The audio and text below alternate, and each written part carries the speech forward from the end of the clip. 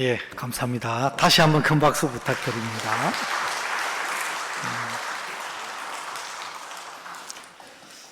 예, 감사합니다. 오늘 성경 말씀은 신약 성경 누가복음 10장 말씀을 같이 나누겠습니다.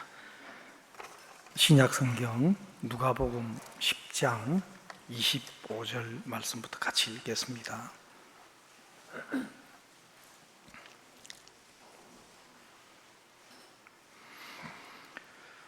어떤 율법사가 일어나 예수를 시험하여 가로되 선생님 내가 무엇을 하여야 영생을 얻으리이까?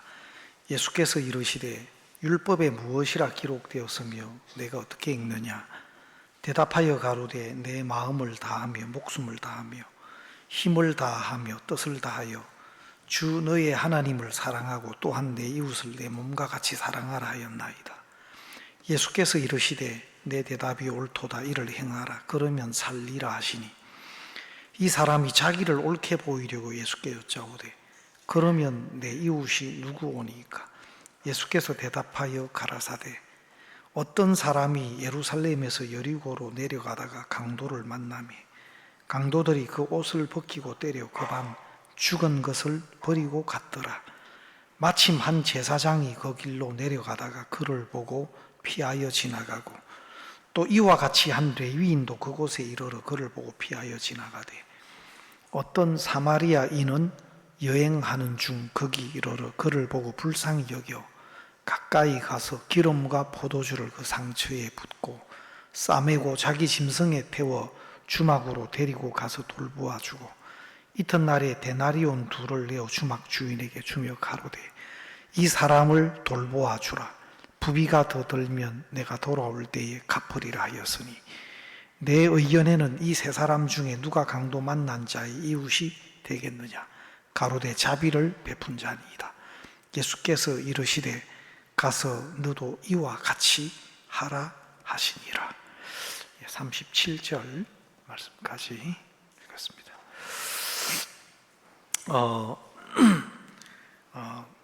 이 성경에서 신앙의 세계는 마음이 굉장히 중요합니다.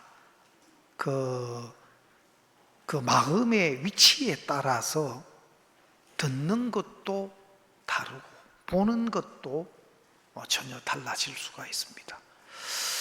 지난번에 열왕기하 5장 말씀을 좀 이렇게 나누었는데 그 나만 장군이 문둥병으로 그 몸이 썩어가고 죽어가는데 그가 군대 장관이나 큰 용사나 또 왕이 존귀하게 여겨주는 그런 정말 좋은 위치에 있었지만 또 나라를 구한 영웅의 위치에 있었지만 그 속에 온몸을 썩어가게 하고 죽어가게 하는 그 문둥병은 해결할 길이 없는 겁니다.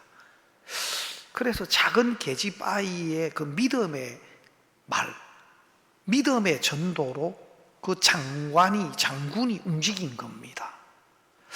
그래서 이스라엘 나라까지 왔고 또 하나님의 사람 엘리사 선지자의 집 앞에까지 왔는데 그 엘리사가 나오지도 않고 또 엘리사의 종이 나와서 하는 말이 마음에 맞지가 않은 겁니다.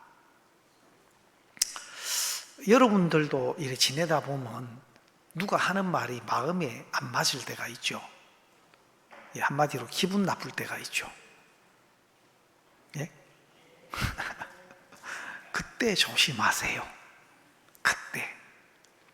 그래서 나만이 막 노했고 분하여 하면서 물러가려고 해요.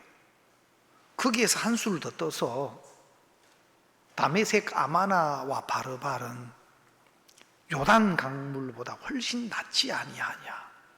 우리가 거기에 가서 목욕하는 게 차라리 낫다. 그거 말도 안 되는 이야기거든요. 그래 됐으면 그것도 낫지. 에? 내가 뭐 말을 좀 잘못했습니까? 아니 진짜 그렇게 나올 수 있으면 그것을 고치지. 그런데도 말도 안 되는 이야기를 하더라고요. 그리고 말도 안 되는 행동을 하고 있어요. 분하여 하며 노하여 물러가고. 그것은 자기 생각에 자기 마음에 맞지 않는 말씀이었고 또 자기 보기에 좋아 보이지 않는 말씀이었어요. 그러나 중요한 것은 그것은 생명의 말씀이었고 그가 해결할 수 없는 문제를 너무 쉽게 너무 간단하게 해결해 줄 수 있는 말씀이었는데도 그 말씀이 그렇게 안 맞게 들렸고 그 말씀 앞에 화를 내고 분하여 하고 또 실제로 자기를 고쳐주지도 못하고 치료해주지도 못하는 다른 다메섹 강을 더 높이고 있고 그 강을 찬양하고 있고. 근데 똑같은 형편 앞에서 작은 계집 그 나아만의 하인된 종은 뭐라고 이야기하느냐면 내 아버지여, 선지자가 이거보다도 더 큰 일을 하라고 명했더라도 하려고 하지 않았습니까? 출발할 때는 무슨 일을 시켜도 어떤 일을 시켜도 내가 선지자의 인도를 받아야 되겠다, 그 마음을 가지고 출발했지 않습니까? 하물며 씻어서 깨끗하게 하라 함이리까. 그냥 요단강에 7번 씻어서 깨끗하게 되라는 것은 이거 너무 쉬운 것 아닙니까? 이거 거저먹기 아닙니까? 내 아버지요. 여러분, 이게 나만의 이야기가 아니고 우리 삶 속에도 꼭 나만이 선 자리에 우리가 서 있을 때가 있어요. 말도 안 되는 소리를 할 때가 가끔, 아니 종종 예? 혹시 기억이 안 나십니까? 예? 말도 안 되는 소리를 너무 정당하게 확신 있게 고집스럽게 막 할 때가 추억이 안 나시나요? 근데 나만의 종이 똑같은 위치에서 똑같은 말을 들었는데 이 나만의 종은 너무 다르게, 이야, 우리 주인님 살았다, 우리 주인님 은혜 입었네, 이거 완전 거저먹기네. 근데 나만은 완전히 다른 거예요. 근데 너무 감사한 게 그 나만의 종이 진짜 나만을 위해서 조심스럽게 내 아버지요 하면서 해주는 그 한마디가 나만을 깨우더라고요. 자기 생각 속에, 자기가 보는 것 속에, 자기 오름 속에 있는 나만을 깨워서 하나님의 사람의 말씀대로 요단강에 내려갈 수 있게 그렇게 작용을 하더라고. 그래서 요단강에 7번 몸을 잠그니까 어린 아이 살같이 깨끗이 나았습니다. 여러분, 똑같은 형편에서 똑같은 말씀을 들어도 그 마음의 위치에 따라서 전혀 틀려지는 게 다릅니다. 여러분, 요즘에 좀 경기가 어렵다 하는 이야기를 저도 듣습니다. 근데 막 경기가 좀 어려운 것도 사실이겠지만, 그래서 어렵다 보니까 요즘 너무 힘들다, 어렵다, 못 살겠다, 이런 소리도 좀 들려요. 근데 여러분, 다른 면에서 보면 우리나라만큼 진짜 좋은 나라가 없어요. 우리나라만큼 살기가 좋은 여건도 없어요. 외국에서는요, 우리나라에 막 얼마나 오고 싶어 하는지 몰라요. 우리나라에 그냥 맨 몸뚱아리라도 한국 땅에 딱 떨어질 수만 있게 해준다면 뭘 해도 우리나라 살아요. 그리고 일하는 것도 죄송합니다만은 어떤 사람을 뭐 식당에 가도요, 베트남 분들, 또 태국에서 오신 분들, 또 뭐 이런 아시아에서 온 이런 분들이 많아요. 외국인들이 너무 많아요. 파키스탄에서 오신 분들도 있고, 뭐 외국인들이 우리나라에 굉장히 많아요. 근데 실제로 어떤 일을 시키는 이런 업주들, 가게 주인들, 또 아니면 공장의 뭐 이런 관계자들도 그 우리나라 사람에게 일을 시키는 것보다 외국인에게 일을 시키는 게 더 좋대요. 더 성실하게, 더 열심히 일을 한대요, 그분들이. 그리고 그 오너들이 시키는 그거를 더 잘 따르고 더 일도 많이 하고. 근데 한국 사람들은 조금 힘들면 너무 부려먹는다 하고 안 할란대요. 자꾸 따지사고, 뭐 조금 또 무슨 그게 있으면 아파서 못 나온다 하고, 뭐 좀 일이 생기면 또 안 와버리고, 오히려 일을 똑같은 임금을 주고 일을 시켜도 외국 분들이 훨씬 더 열심히 또 그렇게 또 그 주인의 마음에 맞도록 일을 잘한대요. 뭐가 뭐 기분이 별로 안 좋아요. 근데 그게 사실인 것 같아요. 또 그분들은 한 달 일해서 월급을 받으면 그 나라에, 그분들이 살고 있는 나라에 5배 월급이 돼요. 또 아주 더 가난한 나라는 8배, 10배까지 월급이 된대요. 그러니까 한국에서 한 300만 원 이렇게 월급 받으면요, 그게 큰 돈인 거예요. 또 한국은 그런 분들 일을 시키면 또 대부분 그 밥 먹는 것이나 또 잠자리나 이런 것까지 제공을 해주는 데가 많아요. 거의 대부분이에요, 외국 노동자분들한테는. 근데 한국 분들도 그렇게 안 해주는 게, 해줘요. 해도 싫다 하고 집에 가, 한국 사람들은. 예? 그래야 뭐 음식을 대접해줘도 아니 뭐 이렇게 먹고 살아라는 거냐 하면서 불평하고. 그러니까 이제 좀 죄송합니다, 비교를 해서 그런데 그런 것들도 마음이 높은 거예요. 조금만 힘들고 조금만 어려우면 안 하려고 하고, 내가 원하는 대로, 내가 하고 싶은 대로. 그러니까 일자리도 점점 잃어가요.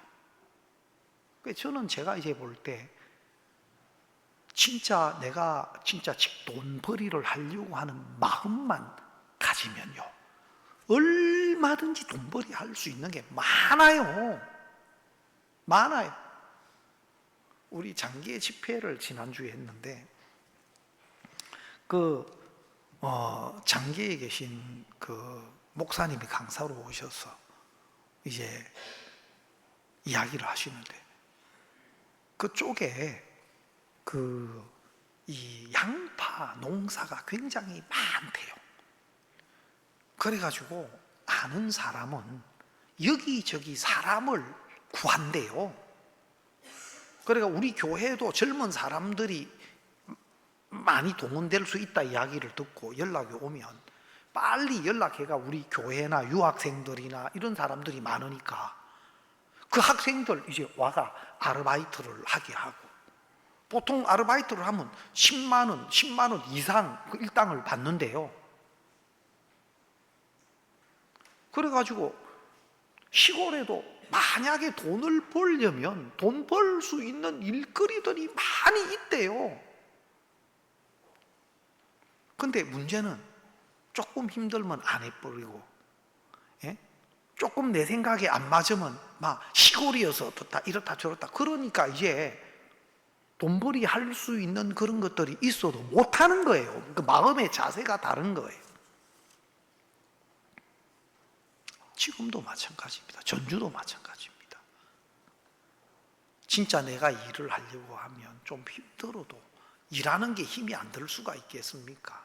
또 조금 더 나은 이런 여건이나 이런 자리도 조금씩 차이는 있을 수 있지만, 내가 온 마음을 들여서 나를 고용한 사람의 마음에 맞도록 또 할 수 있는 대로 더 과하게 할 수 없는 일을 할 수는 없겠지만 마음을 들여서 하면 신뢰관계도 되고 또 더 좋은 어떤 대접도 받을 수 있고, 저는 그렇다고 생각이 돼요.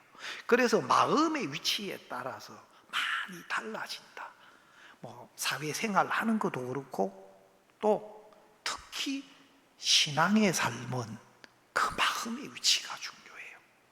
마음의 위치가. 똑같은 자리에 앉아서 똑같은 말씀을 들어도 전혀 다르게 들려요. 마치 나만이 듣는 것하고 그 종이 듣는 것하고 너무 다르듯이. 그러나 그 종이 그 엘리사 선지자의 말씀을 들었을 때는 너무 쉽고 너무 좋고 너무 간단하고, 여러분 외람된 말이지만 요단강이 아니고 똥통에 7번 들어가라 해도 안 들어가겠습니까? 문둥병 낫는다면 안 그렇겠습니까? 아니 통통이 7번이 아니고 똥통에 일주일 동안 들어가가 있으라 해도 할 것 같아요. 에이, 똥통에 일주일 동안 들어가 있으라고요? 죽고 말지. 성깔 있는, 자존심 있는 사람은 또 그렇게 생각할 수도 있어요. 그러나 다른 길이 없다면, 사랑하는 아내가 있고 자식들이 있고 또 나를 걱정하는 부모님이 계시고, 그리고 내 삶도 이렇게 생을 마감하는 것보다 그거 냄새나도 코 막고 7일간 있지 뭐. 자기 생각이 비워지고 자기 마음이 비워지면 너무 쉬운데 그게 안 돼서 어려운 경우들이 참 많아요. 여러분, 이 누가복음 10장은 굉장히 중요한 성경 말씀입니다. 여러분들도 누가복음 10장에 대해서는 익히 많이 들어보셨겠지만 이 말씀은 정말 우리에게 중요한 말씀이고 필요한 말씀이에요. 여기 보면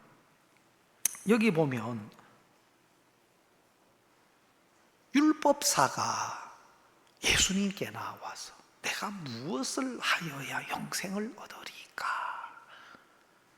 율법사가 예수님께 나와서 질문을 합니다. 선생님, 내가 무엇을 하여야 영생을 얻으리까? 이 질문 속에서 우리가 알 수 있는 것은 첫 번째, 이 율법사는 영생을 얻지 못했다. 왜? 내가 무엇을 하여야 영생을 얻을 수 있습니까? 하고 물은 걸 보니까 영생을 얻은 사람이라면 영생을 어떻게 얻습니까? 이런 질문을 안 해요. 진짜 거듭난 사람이라면 어떻게 거듭납니까? 이렇게 묻지 않죠. 거듭나는 길을 모르고 거듭날 수는 없는 겁니다. 어떤 사람은 거듭났느냐 하는 질문에 대해서 거부 반응을 이렇게 알레르기 반응. 왜 그런 질문을 하느냐고. 교회 다니고 있는데 교회 다니고 있는 사람한테 그런 질문을 해서 되냐고. 아니, 교회 다니는 것하고 거듭나는 것하고 그게 일치가 안 됩니다. 그거는 별개입니다. 주여 주여 하는 자마다 다 천국에 들어갈 것이 아니요.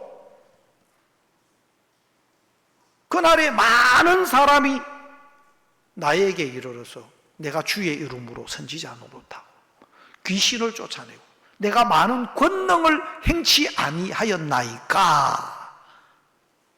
예수님은 내가 너희를 도무지 알지 못하니 불법을 행하는 자들아 내게서 떠나가라.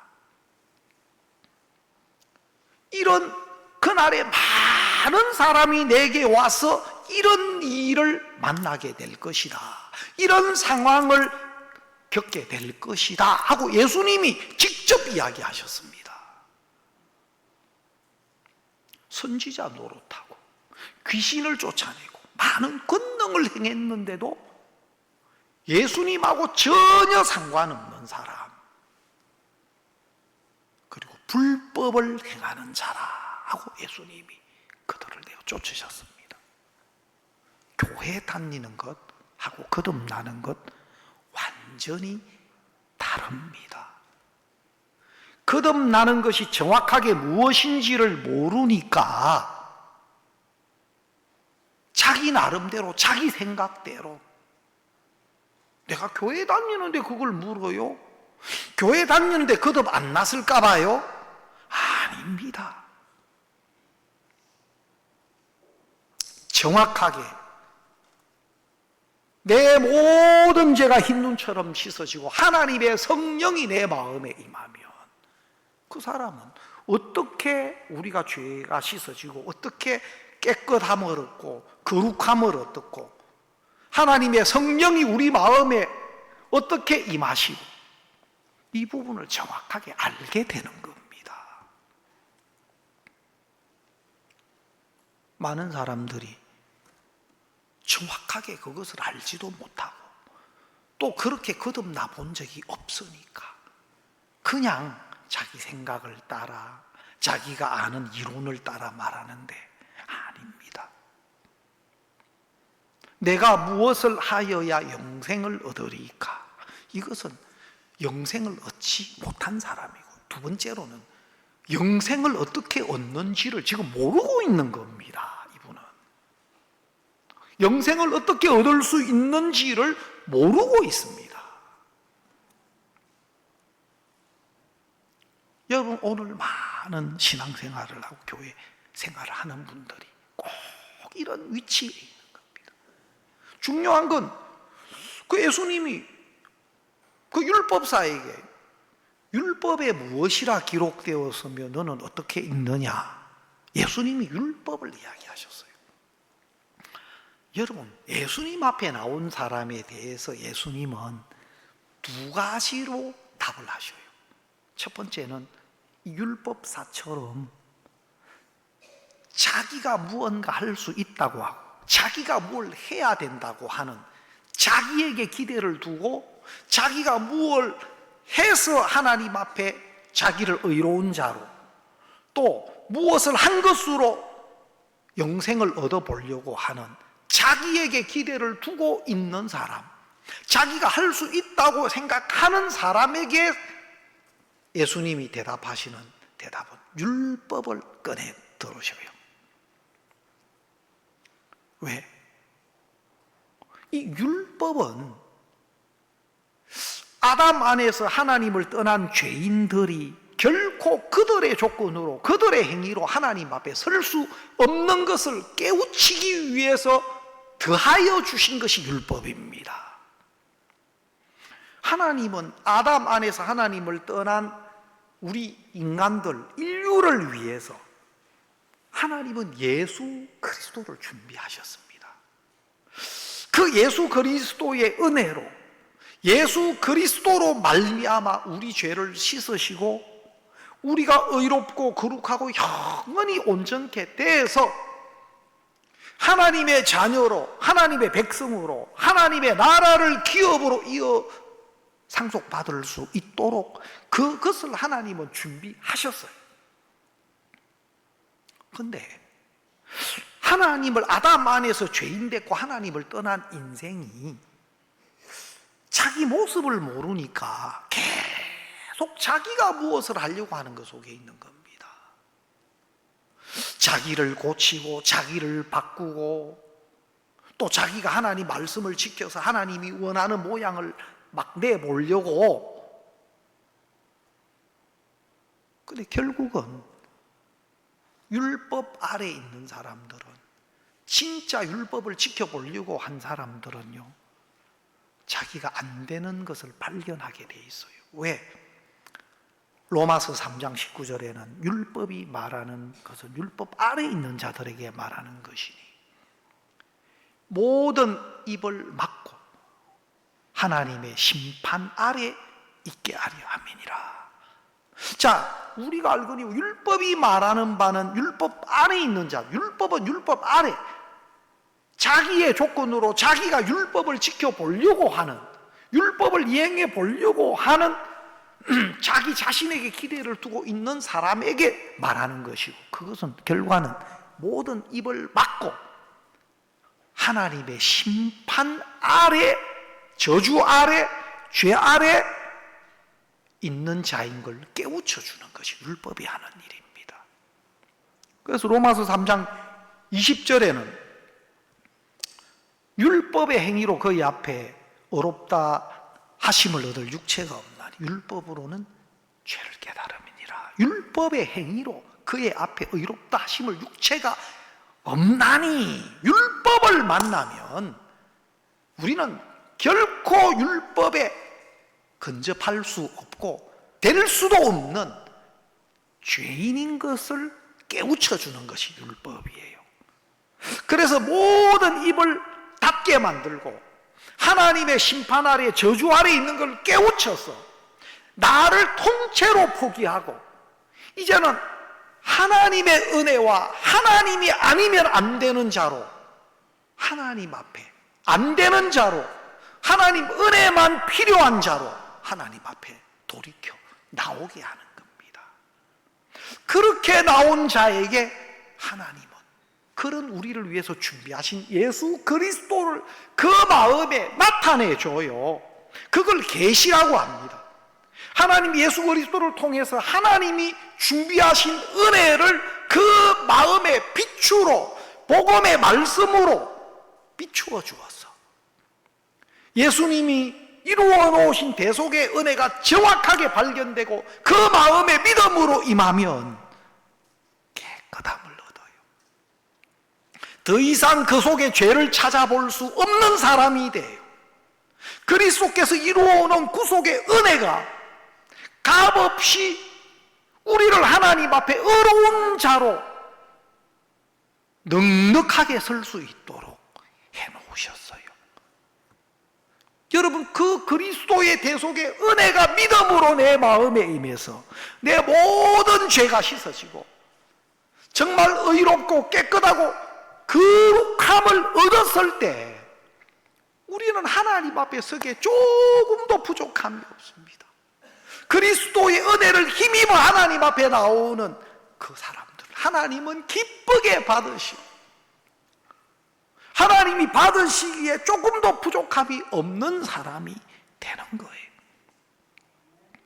이것이 단순한 것 같고 이것이 그냥 아는 이야기 같은데 이것이 사람들 마음속에 믿음으로 이루어지는 것은 하나님의 역사예요.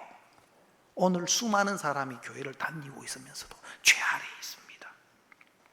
오늘 수많은 사람이 예수님을 믿는다고 하면서도 그 마음의 죄가 흰눈처럼 양털처럼 깨끗하게 씻겨진 일이 없이 종교적인 모양만 가지고 있어요.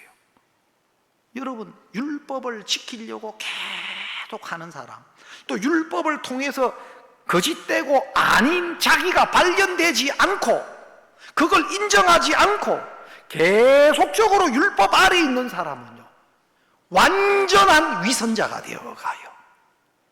저는 그걸 경험했어요. 내가 하나님 말씀대로 살려고 율법을 지켜보려고 애를 쓰면 쓸수록 내 마음은 말할 수 없는 고통이 왔고 절망이 왔어요. 그런데 외형적으로는 더 많은 사람들에게 인정을 받아가요. 왜? 양심이나 도덕보다도 성경 말씀은 훨씬 더 수준이 높아요. 마음에 품는 잘못된 생각이나 악한 생각까지도 하나님은 그걸 다 보고 계시고 죄라고 이야기하시니까 그 생각하는 것이나 마음가짐이나 이런 것들은 세상 사람들이 추구하는 것보다 훨씬 더 높아요, 율법은. 그래서 그런 가운데서도 계속 내가 율법을 지키고 율법을 따라 살려고 하면 위선자가 되어가요. 속은 아닌데 겉으로는 그 말씀을 따라 사는 사람인 것처럼, 말씀을 이행하는 사람인 것처럼, 괜찮은 사람인 것처럼 종교적인 모양으로, 이론으로 계속 내 자신이 꾸며져 가는 겁니다. 그러나 그런 사람은 하나님과는 아무런 상관이 없습니다. 하나님과는 아무런 상관이 없어요. 여러분, 이 율법사는 영생도 얻지도 못했고 어떻게 영생을 얻는지도 모르고 있으면서도 계속 자기가 뭘 해야 된다는 그 생각 안에 잡혀 있어요. 예수님이 율법에 무엇이라 기록되었으면 너는 어떻게 읽느냐? 여기 보니까 율법사가 내 마음을 다하고 목숨을 다하며 힘을 다하여 뜻을 다하여 주 너희 하나님을 사랑, 또 내 이웃을 내 몸과 같이 사랑하여. 27절에 율법을 너무 잘 이야기를 했어요. 여러분, 율법은 대표적인 게 십계명이고, 그 율법학자 마이모니데스가 모세 오경을 정리를 했는데, 모세 오경 안에 뭘 하라 하지 말아라고 하는 법을 총 정리해 보니까 613가지가 됐어요. 그 중에 365가지는 하지 말아라, 하지 말아라는 계명이에요. 외우기는 좋아요. 365일 365가지 하지 말아라. 248가지는 무엇을 하라는 계명이에요. 그래서 법은 하지 말아라는 게 있고 하라는 게 있는데, 하지 말아라는 것만 안 해서 되는 게 아니고 하라라고 한 법은 또 해야 돼요. 그거 안 하면 법을 어기는 거예요. 이 율법 전체를 내가 태어나서 죽을 때까지 항상 행하지 않으면 저주를 명하고 있어요, 율법은. 여러분, 이 율법을 우리는 지킬 수 없어요. 그리고 이 율법, 대표적인 십계명, 더 확대하면 613가지의 계명이 모세오경에 나오는데, 이것을 딱 2가지로 함축한 것이 율법사가 한 이야기예요. 여러분, 십계명은 첫 번째 계명부터 네 번째 계명은 하나님과 사람과의 관계된 계명이에요. 나 외에 다른 신을 두지 말라, 우상을 만들지 말고 절하지 마라, 여호와의 이름을 망령되이 일컫지 마라, 안식일을 지켜. 하나님과의 계명이 네 번째까지 계명이고, 내 부모를 공경하라, 살인하지 말라, 가늠하라, 도둑질 말라, 거짓 증거, 내부 탐내지 말라. 5번째부터 10번째까지는 사람과의 관계예요. 그래서 이 십계명을 더 함축하면 내 하나님을 사랑하고 내 이웃을 내 몸처럼, 이거 율법을 정확하게 함축한 거예요. 율법사가 율법은 좀 알아. 근데 모르는 게 있어요. 그 율법을 주신 하나님의 마음은 모르는 거라. 율법을 주신 하나님의 마음은 모르는 거예요. 그걸 하라고 준 게 아니라니까. 율법을 통해서 죄로 심히 죄되게 했고, 우리가 하나님 앞에 우리의 조건으로 행위로는 설 수 없는 죄인인 것을 깨우쳐서 하나님이 우리를 위하여 계획하고 준비하신 하나님 안에 준비된 온전한 은혜 앞으로, 그 은혜 앞으로 나오게 하려고 하나님이 주신 것이 율법입니다. 오늘 수많은 사람들이 하나님이 하라고 했지 않냐, 하나님이 하라고 했는데, 하나님이 하라고 하신 말씀인데 왜 그걸 하나밖에 모르는 사람입니다. 한 번은 어떤 청년이 막 교제를 하는데 막 고집을 피우는 거예요. 하나님이 하라고 하신 말씀인데 그걸 해야죠. 그래, 청년이 그걸 못하지 않느냐고 하니까 못해도 해야죠. 못하는데 어떻게 해야? 그래도 해야죠. 막 대화가 안 돼요. 죽어도 고라. 진짜 하나님이 또 예수님이 말씀하시면 그렇게 하려고 하느냐고. 해야죠 하더라고. 마태복음 5장을 폈어요. 만일 네 오른손이 범죄하거든 찍어버리라. 예수님이 그랬었어요. 성한 몸을 가지고 한 손을 잃어버리고 지옥 가는 천국 가는 게 낫다. 내 오른 눈이 범죄하거든 빼어버리라. 두 눈을 가지고 지옥 가는 것보다 한쪽 눈을 잃어버리고 천국 가는 게 더 낫다. 물론 한쪽 눈 뺀다고 해서 천국 가는 것만은 아니에요. 자기를 기대하는 마음 가지고 있으면, 내가 그 성경을 펴가 여기 찍어버리라 했다. 예수님이 지금 찍으라 했다. 예수님 찍으라 했다. 그럼 찍을 거냐 하니까 그때부터 눈을 깔고 말을 안 해. 그때부터는 말을 안 해. 예? 여러분, 사실 오른손이 범죄한다. 이 손이 범죄했다고 이 오른손만 죄를 짓는 게 아니잖아요.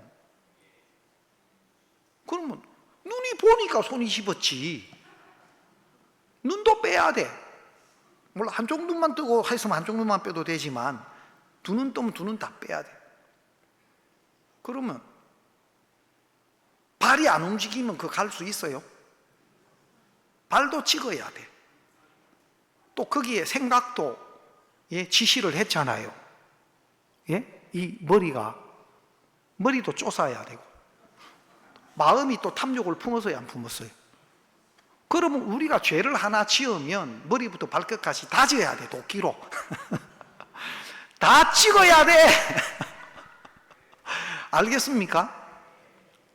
사실은 말도 안 되는 자기 생각, 자기 이론을 가지고 하나님의 말씀을 곡해하게 만들고, 여러분, 많은 교회, 많은 목회자들이요, 진짜 성경에서 말씀하시는 하나님의 마음도 모르고 하나님의 뜻도 모르고 교리적으로 자기 생각대로 자기 열심대로 자기도 할 수 없고 자기도 안 되는, 정말 말도 안 되는 논리로 성경을 곡해하고 잘못 가르치고 있어요. 소경이 소경을 인도하면 둘 다 구덩이에 빠진다고 한 것처럼 수많은 성경을 인도하고 가르치는 목회자들이 소경의 위치에 있습니다. 무엇이 잘못됐는 줄도 잘 몰라요. 율법사가 율법 지켜야죠. 예수님이 네 대답이 옳다. 율법 맞아요. 내 이웃을 내 몸처럼, 하나님을 내 이웃 내 몸 맞아. 이를 행하라. 네 대답이 옳다. 이를 행하라. 그러면 살리라. 이 말은 너 행할 수 있냐? 네가 그걸 어떻게 행하려고? 율법은 행할 수 없는 법인데, 죄를 깨우치기 위해서 주신 법인데, 율법은 우리 모습을 깨우치고 하나님의 긍휼과 은혜 앞에, 하나님이 준비하신 예수 그리스도의 은혜 앞으로 이끄는 몽학 선생으로 주신 것인데, 그걸 지킨다고? 자기를 모르는 착각 속에 있는 겁니다. 많은 목사님들이 주여 주여 하는 자마다 내 아버지의 뜻대로 행하는, 내 아버지의 뜻은 하나님의 말씀대로 사는 겁니다. 저는 그 설교를 많이 들었습니다. 부흥에 오셔서 설교하시는 목사님 통해서 그게 내 뇌리에 박힐 정도로 그렇게 많이 들었습니다. 말도 안 되는 소리입니다. 하나님의 뜻은 우리가 하나님의 말씀대로 살고 행하는 게 아닙니다. 여러분, 그렇게 해야 하나님의 뜻을 행하는 거라면, 하나님의 뜻을 행한 사람은 단 한 사람도 없습니다. 예수를 믿기 전에도 그렇고 구원을 받고 난 뒤에도 우리는 얼마든지 연약함과 허물은 우리 삶 속에 나타날 수가 있습니다.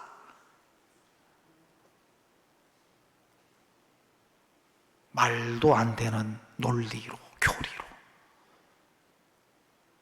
뜻도 밑도 없는 종교적인 행위 속에 가두어두어서 하나님의 은혜 앞에, 하나님이 준비한 은혜 앞에 나올 수 없도록 교리로, 종교로, 율법으로 가두어두는 겁니다.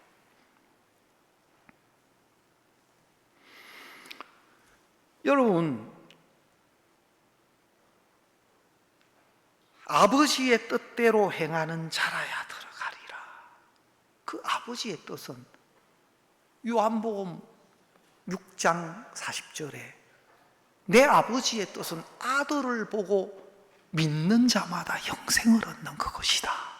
아버지의 뜻은요, 하나님이 준비하신 예수 그리스도의 구속의 은혜, 우리가 할 수 없는 모든 것을 대신하신 예수 그리스도의 은혜를 믿음으로 값없이 의롭다함을 얻는 이것이 처음부터 하나님이 우리를 위해서 가지고 계신 뜻이고 계획이었어요.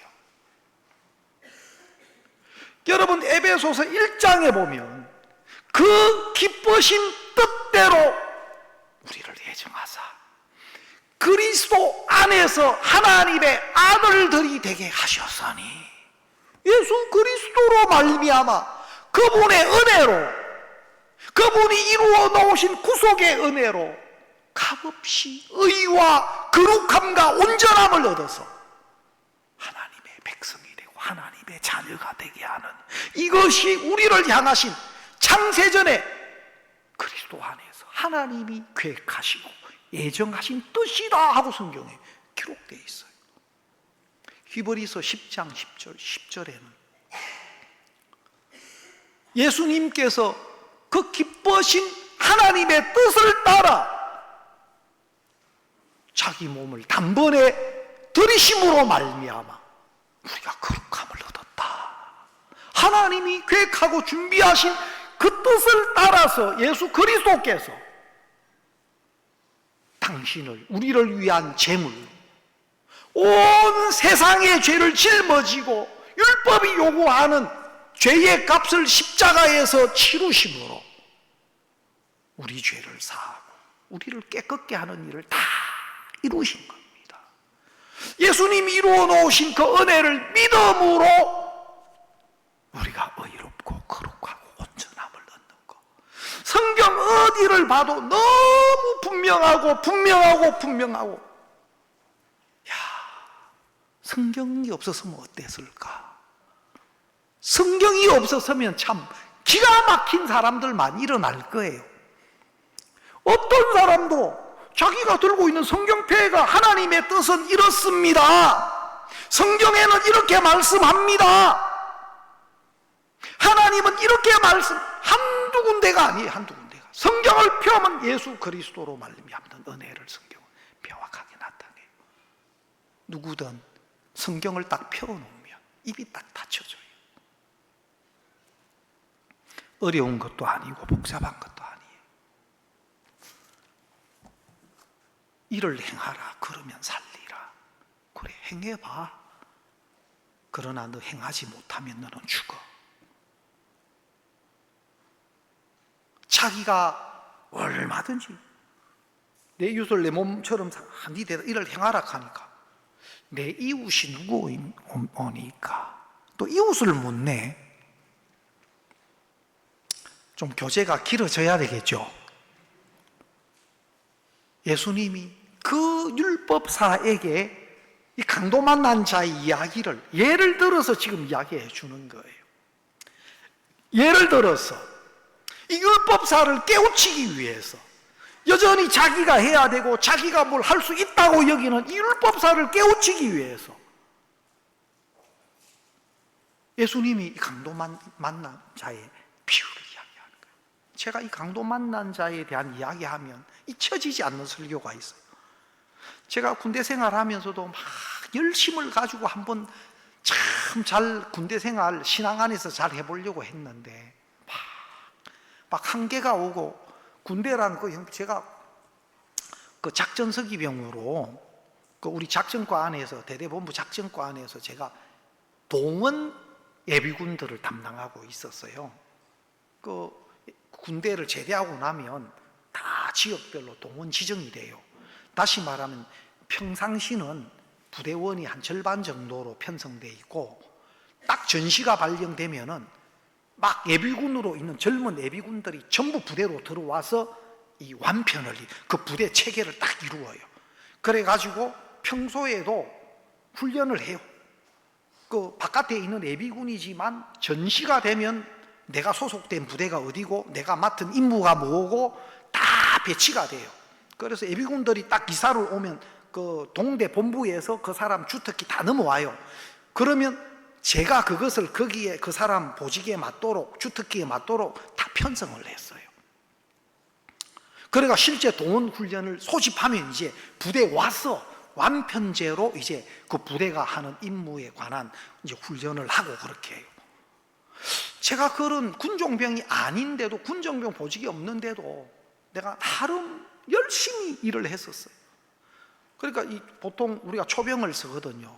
저희들은 외곽 근무를 안 쓰고 본부 중대에 있었고 또 작전과에 있었기 때문에 우리는 그 대대본부 상황실에서 근무를 해요.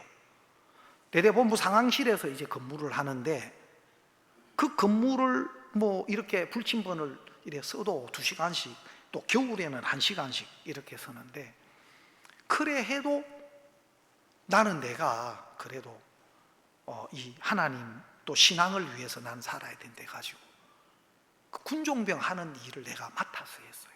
그러면 생강 이런 것을 좀 부탁해가 사오면 그런 걸 다 깎아가지고, 여러분 생강 껍질 벗기기가 보통 힘든 게 아니에요. 개상하게 생겨가지고 껍질 그거 씻고 이거 하는 것도 보통 그거 전부 다 씻어가 껍질 그거 해가 채를 썰어가지고 이런 큰 주전자나 이런 그 솥 같은데 그걸 끓여요. 그래가 설탕을 넣고 또 계피도 좀 넣으면 계피 향이 나고 좋아요. 여러분 그걸 끓여가지고 그 돈을 누가 줍니까? 전부 내 돈으로. 그래가지고 그걸 끓여가지고 한겨울에요, 탁 내가 초소를 돌면 막 날 엄청 기뻐해, 반가워해. 그 한겨울에는 막 입고 나가도요 몸이 얼어오거든요. 그런데 이제 그 따뜻한 생강차 그거 한 잔 보온병에 넣어가지고 들고 다니면서 탁 초소를 쭉 돌면 너무 고마워해. 그래서 또 이제 기도 또 한번 해주고, 야, 그것도 나중에는 힘이 들고 마음이 피곤하니까 점점. 그런데 한 번은 딱 우리 부대하고 좀 MOU 맺은 젊은 목사님이 계신데 그 목사님 교회 초대를 받았어. 그래서 그 교회, 우리 교회 부대 안에 또 기독교 모임 생활하는 분들 모아가지고 이제 그분들을 이제 같이, 병사들 같이 이제 그 교회 방문했는데, 교회도 크지도 않고 조그마한 개척 교회인데 아주 그 목사님 열정이 대단했어요. 근데 그 목사님이 이 설교를, 누가복음 10장이라는 설교를 처음 들었어요, 그때. 근데 그때 은혜를 크게 받았어요, 제가. 주요지가 뭐냐? 여러분, 이 세상에 세 종류의 사람이 있습니다. 첫 번째는 강도입니다. 이런 사람은 없어져야 될 사람입니다. 다른 사람 피해만 주고 어려움만 주고. 두 번째로는 있으나 마나한 사람입니다. 율법사와 레인 같은 사람들은 보고도 피하여 지나가고 진짜 강도 만나 죽고 가는데도 아무런 도움이, 있으나 마나한 사람, 이런 사람이 되어서는 안 될 것입니다. 세 번째로 사마리아인. 이 사회가 가장 필요로 하는 사람은 바로 사마리아인입니다. 우리가 사마리아인의 사명을 우리가 다 해야 되는 것입니다. 그래서 내가 대기 은혜 받아서 그래가 힘을 얻었어. 그래가 또 생강 깎아가지고 그게 되게 은혜가 돼서 그때 제가 신학교 제대하고 신학교 3학년 2학기 복학회가 참 이게 풀리지가 않는 거예요. 3학년 딱 마치고 정말 기적적으로 하나님 은혜로 복음을 만났습니다. 너무너무 기쁘고 너무너무 감사하고 너무너무 신비로웠고, 이야, 이게 바로 하나님의 은혜네. 기쁜 날 기쁜 날, 주 나의 죄 다 씻은 날. 진짜네. 말이 아니네. 먹보다도 더 검은 죄로 물든 이 마음, 흰눈보다 더 이게 깨끗하게 되었네. 찬송 구절 하나하나가 거듭난 분들의 감정이 많아요. 야, 그 찬송 하나하나가 그렇게 은혜롭고, 그 찬송이 내 마음에 내 노래가 되고 내 찬송이 되고 내 감정이 되는 거예요. 너무 기뻤습니다. 너무 좋았습니다. 그리고 구원받고 교회 안에 와서 목사님이 이 설교, 누가복음 10장 설교로 하는 말씀을 처음 들었네. 내가 은혜 받았던 그 이전의 설교가 은혜가 아닌 것이요. 이야, 완전 성경 거꾸로 배웠구나. 오히려 내 행위를 부추기고 내가 더 열심히 내가 다른 사람을 위해서 뭘 해야 되는 사람으로, 너희도 가서 이와 같이 하라. 사마리아인처럼 하라는 걸로. 우리가, 여러분, 거기서 말하는 사마리아인은 바로 강도 만난 사람, 그런데 자기에게 대해서 기대도 끝이 나고 또 자기 바깥에 자기를 도와줄 수 있을 걸로 여겼던 모든 사람에게 외면당하고 버림을 당한 위치에서 사마리아인이 찾아왔어요. 그 사마리아인은 바로 우리를 위해서 찾아오신 예수 그리스도입니다. 우리가 안 되기 때문에, 우리가 할 수 없기 때문에 우리를 위해서 준비하시고 보내신 예수 그리스도, 하나님 나라의 보좌를 버리시고 안 되는 우리를 위해서 희생 제물로, 대속 제물로 우리를 위한 구원자로 오신 예수님. 사마리아인은 그 당시 비방의 대상이고 신앙의 정조를 버렸다. 아수르에게 함락당해서 또 아수르 사람과 통혼하고 그 믿음과 신앙을 버린 부정한 상종을 하지 말아야 하는 그런 비방의 대상이었습니다. 왜 예수님이 그 당시 많은 사람들로부터 그렇게 멸시를 당하고 배척을 당하고, 그러나 모든 사람이 피하여 외면하고 지나간 강도 만나 죽어가는 사람을 불쌍히 여기셨어요.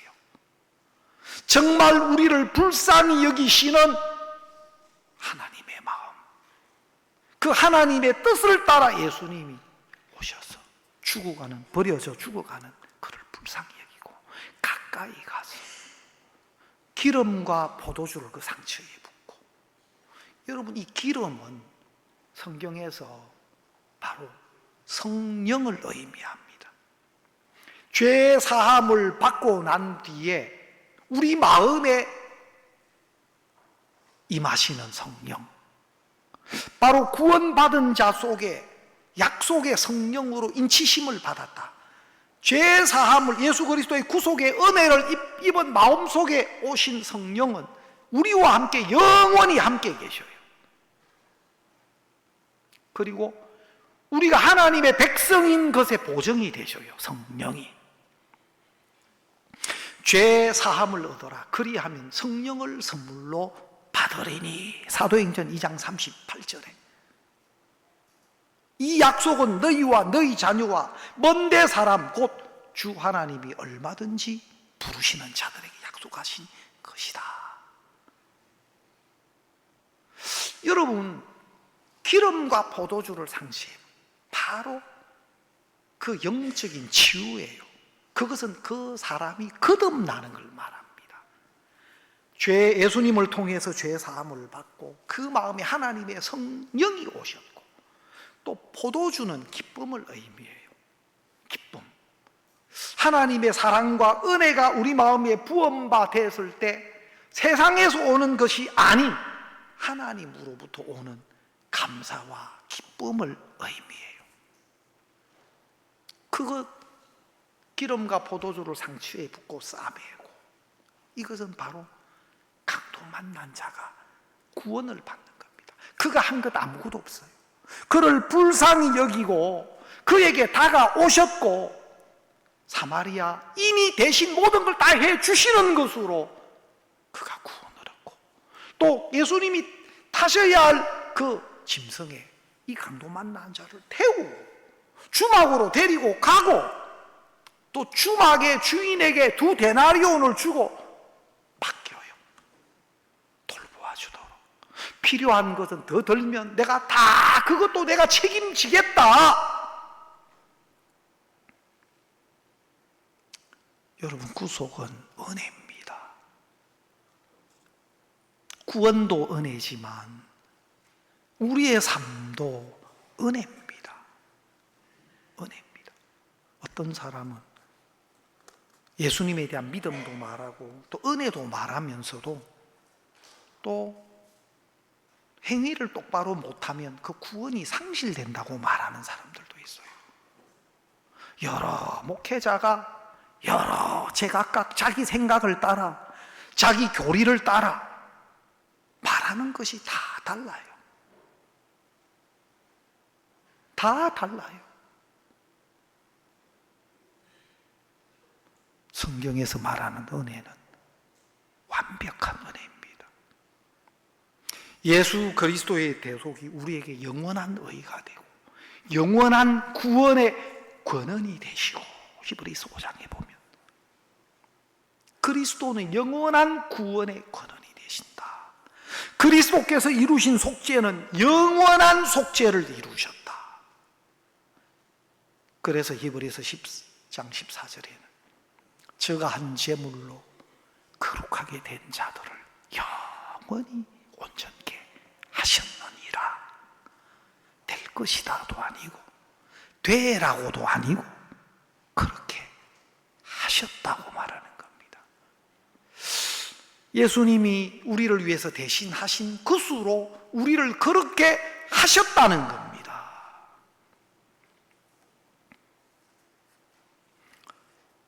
여러분, 저는 생각하면 생각할수록 하나님이 준비한 은혜가 그렇게 감사하고 또 고맙고, 정말 그런 은혜가 아니면 안 되는 내 자신을 알기에 하나님이 베푸신 은혜가 너무 감사한 거예요. 너무 감사. 그리고 이 은혜는 우리의 행위의 조건에 의해서 변치 않습니다. 여러분, 우리가 히브리서 10장 10절을 다시 한번 보겠습니다. 히브리서 10장 10절. 이 뜻을 쫓아 예수 그리스도의 몸을 단번에 들이심으로 말미암아 우리가 거룩함을 얻은도라. 이 뜻을 쫓아, 하나님이 정말 우리를 위하여 애정하시고 계획하신 하나님 기쁘신 뜻은 바로 예수 그리스도를 통해서 값없이 우리를 깨끗하고 의롭고 온전케 하는 겁니다. 그러면 이 뜻을 쫓아 예수 그리스도의 몸을 단번에 들이심으로 말미암아 우리가 거룩함을 얻었노라. 예수님이 우리 죄를 짊어지시고 우리의 모든 죄를 짊어지시고 세상 죄를 짊어지시고 율법이 요구하는 죄의 삭신 사망을 치루었습니다. 그 예수님의 십자가의 대속이 우리를 거룩하게 했다라는 겁니다. 예수님의 십자가의 죽으심이 우리를 거룩하게 했다. 거룩함을 얻었노라. 될 것이다가 아니고, 거룩하게 되도록 노력해라가 아니고, 우리의 의와 거룩함은 예수님이 짊어지시고 십자가의 죄값을 치르시고 우리의 모든 죄를 대속하신 그리스도의 대속의 희생이 우리를 거룩하게 한 겁니다. 그래서 우리 거룩함은 십자가와 연결이 되어 있어요. 그 십자가의 대속이 취소되지 않는 한, 변경되지 않는 한, 그 십자가의 대속으로 이루어진 거룩함과 의는 변할 수가 없는 겁니다. 하나님이 형편없는 나를 의롭다, 거룩하다. 내가 나를 봐도 형편없는 내 자신, 죄진 기억도 있고 지금도 내 모습을 보면 연약함 투성인데 하나님은 거룩하다. 왜? 예수님을 보내서 내 죄를 다 씻어 놓으시고, 예수님을 통해서 나를 깨끗게 해 놓으시고, 예수님을 통해서 나를 거룩하고 온전케 해 놓으시고, 너 거룩하다. 여러분, 그 예수님의 대속의 은혜와 하나님의 말씀의 증거 앞에 내가 나를 보는 것, 내가 나를 아는 것, 내가 잘못한 많은 허물과 죄의 기억들, 그것은 그냥 하찮은 것이고 쓰레기처럼 휴지 조각이 다 버려지고 예수님의 대속이 나를 의롭고 깨끗하고 온전한 사람으로 부족함이 없도록 해 놓으신 거고, 그리고 그것을 하나님의 눈으로 확인하시고 너 거룩해, 너 의로워, 너 온전해. 하나님 그렇게 말씀하시는 겁니다. 내 생각을 버리고 내 마음을 버리고 그리스도께서 이루신 구속의 은혜와 하나님의 말씀의 증거를 아멘 하고 받아들이는, 그것을 성경에서는 믿음이라고 합니다. 죄 사함은 내가 회개를 해서 죄를 씻는다, 말도 안 되는 교리를 만들어서 지금도 수많은 사람들이 자기 죄를 고백하고 용서해달라고 기도함으로 죄를 씻음받는 정말 비성경적이고 그리스도의 대속의 은혜를 짓밟고 거부하는 그런 교리를 가르치는 거짓된 목사들, 또 그런 교리와 잘못된 종교적인 이런 가르침 속에서 밑도 끝도 없는 행위 속에서 죄에서 벗어나지 못하는 사람들이 얼마나 많은지 모릅니다. 성경은 피 흘림이 없은즉 사함이 없느니라. 그리고 그리스도의 대속과 피 흘림이 우리의 죄를 영원히 깨끗게 하셨다. 히브리서 10장 18절에는 다시 죄를 위하여 제사 드릴 것이 없느니라. 다시는 죄를 위하여 제사 드릴 것이 남아있지 않는 완벽한 속죄를 예수님이 이루어 놓으셨다. 그렇게 이야기해요. 그리고 너희 죄와 너희 불법을 내가 왜? 예수님 통해 모든 죄 다 치러놨는. 그래서 예수님의 대속의 은혜를 믿으면 율법으로도 흠이 없는 사람이 돼. 우리는 율법을 지키는 방법은 두 가지가 있어요. 말 그대로 율법을 어기지 않고 다 지키는 방법이 있고, 우리는 그렇게 지킬 수 없어요. 되지도 않고. 그러나 두 번째로 예수님이 우리를 위해서 오셔서 우리의 죄를 전부 담당하시고 율법이 요구하는 죄의 값인 사망을 대신 받으셨어요.